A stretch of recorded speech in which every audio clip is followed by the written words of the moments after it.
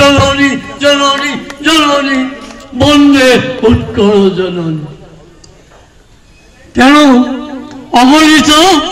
उपस्थित विद्वान ज्ञानी भूमि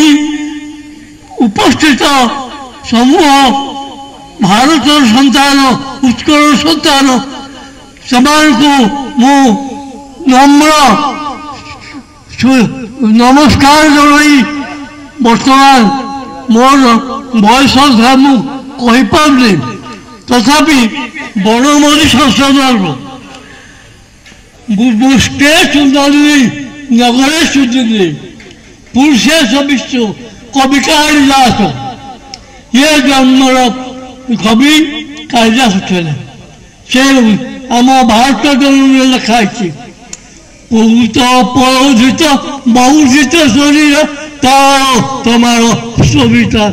शुभ्र तटिनी कूल शिखर जननी जननी जननी वंदे उत्कल जननी चारुभाषमयी चारुभाष जननी जननी जननी वंदे उत्कल जननी तेणु आपण मान को बेसी समय कहीपारूनी मोर कौन बाक्शुद्धि होनी तथापि आपण मान को मोर नम्रता आशीर्वाद आम महाजननी उत्कल जननी दया प्रेम स्नेह आशीर्वाद जनाई अवका बर्तमान चेष्टा कर नमस्कार।